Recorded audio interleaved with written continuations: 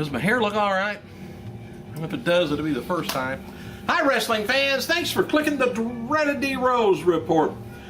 This is kind of interesting. WWE has published their 10K report for 2011 and includes their wrestling contract with Paul Levesque. Oh, Triple H, by the way. Anyway, the new agreement goes into effect. Of course, it's already went into effect January 1st, 2012. It expires March 30th, 2016. He'll be 46 years old. A couple of highlights on this. It says here, don't say Triple H, it just says Paul, but I hate calling him Paul. Anyway, Triple H is going to be paid a minimum annual compensation of $1 million for each year under the contract. Paul will also be limited to 180 dates per year unless both parties mutually agree and extend beyond that number. So there's still, I don't know who he talks to about it. His wife, maybe, if they want to go beyond that number. Now, whether that's 180 dates, he has to be there, that's true, or wrestle. I kind of doubt it's going to be 180 dates of wrestling, but that could, I haven't divided it up on the calendar, but that could be just the SmackDown and Raw dates, televised dates, plus a couple of pay-per-views probably. Anyway, Paul cannot work or perform in any capacity for any martial arts organization while under the contract. Don't want no Shane McMahon happening. Anyway, birthdays. Happy birthday to former WWF Women's Champion Deborah, 52 years old.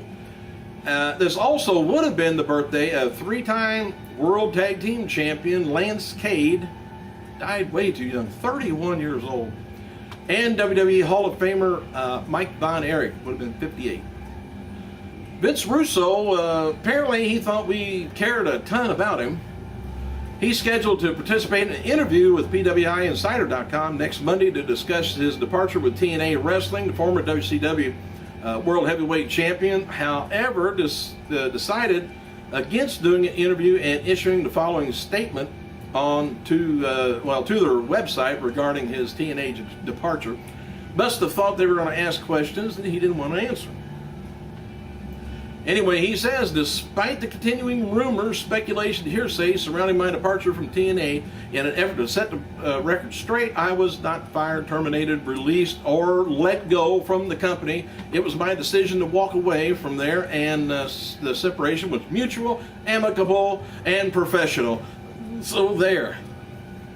During tonight's main event, Orton versus Daniel Bryan, this is on SmackDown, I changed to SmackDown. Kane interrupts and went at it with Orton, causing the match to end in a countout. Well, Kane ended up taking it out on Orton and kneeling over him at the end. He says, "Welcome back, Randy. Welcome back." So, a little more into SmackDown. SmackDown ends with Laurinaitis and Otunga watching backstage. They were impressed by Kane's action, and Laurinaitis teased Kane versus Teddy Long's girlfriend, Oksana, for next week's as he runs the show on SmackDown. Regarding the Laurinaitis versus Long storyline and them, switching shows next week, Teddy made Otunga versus the Great Khali for next Monday's Raw. It's just, I keep thinking that Teddy Long may, have a backup plan, and he'll have somebody in his corner, or it's going to be team Long versus Laurinaitis. But I got a feeling Laurinaitis could ask his brother Animal to come help him, or somebody in the organization. Could be. Could be just anybody, actually. But Long could ask for maybe Ron Simmons to help him out. I don't know. Maybe Laurinaitis asked Kane. So anyway, here's WWE's website has a new Bring It Back feature looking at a crazy superstar props. They mention Randy Savage's scepter that he used after winning King of the Ring, and referred to Randy Savage as WWE Hall of Famer. So they fixed the error, but I was just wondering if they maybe let a cat out of the bag too soon. Could he be inducted this year? Maybe he's the remaining one or two or three. Not sure how many they're going to have, but I would suspect Yokozuna would be one, and I would think Randy would be the other. It also looks as if Kane versus Randy Orton is going to be set for WrestleMania 28, or 2 will be a part of Team Laurinaitis or Team Long. We'll see. On December 12, 2011 episode of Raw, Henry pulled his groin during a match with John Cena. Testing done during the week revealed that the injury was more severe and was originally believed. The majority of WWE's creative forces wanted to give him an easier schedule for a few weeks and let the injury heal. Vince McMahon, however, described as being less than sympathetic to Henry's plight and decided to have him lose the World Heavyweight title to Big Show the following week at TLC. McMahon didn't think Henry should have taken time off to heal, pushed him to continue to making his scheduled dates.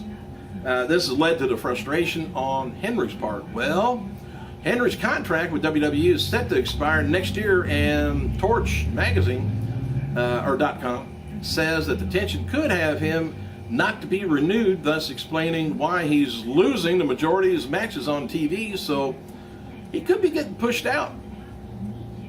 It's unfortunate, but maybe he needs to lose a little bit of weight. I know that whole big mass of him is just not just plain muscle. He's got to get some weight off of those knees and ankles. And reported earlier this week, Ring of Honor had blocked the Briscoes and Adam Cole from signing, which I reported, with WWE by enforcing their contracts. This was news because Ring of Honor officials had stated that they would not stop their talent from moving on to bigger opportunities, which I've always heard. Jay Briscoe took to his Twitter account, I think they're the tag team champions down there right now, and wrote the following on this report. He says, well, let's just get the shit straight.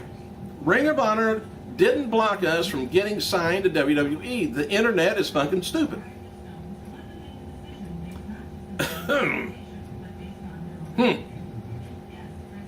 We'll see.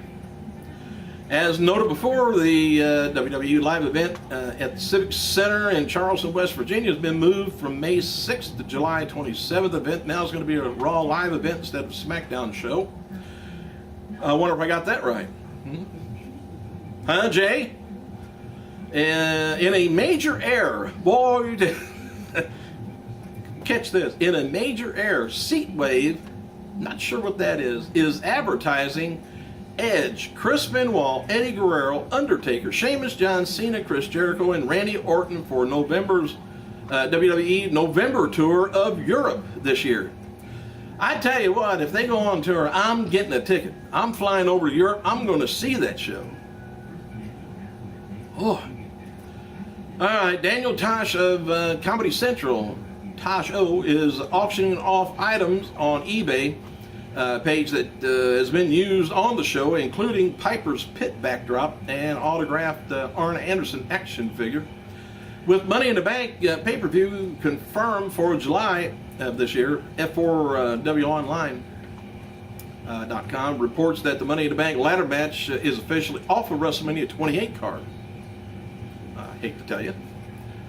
After doing media for WWE in Poland yesterday, The Miz boarded a flight to continue doing his promotional work for the company in Russia.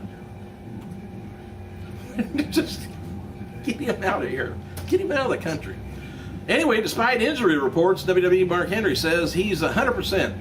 Henry wrote on Twitter, says, Twitter Nation, it is I, Mr. Hall of Pain himself. Says, all that suppose I suffer, today I say, I am 100%. These Twitter things are hard to read. Let the wig splitting begin. The New York Post has an article up looking at WWE Entertainment Network. Here's kind of what they've come up with now. And, New York Post they don't really just make up stuff all the time anyway.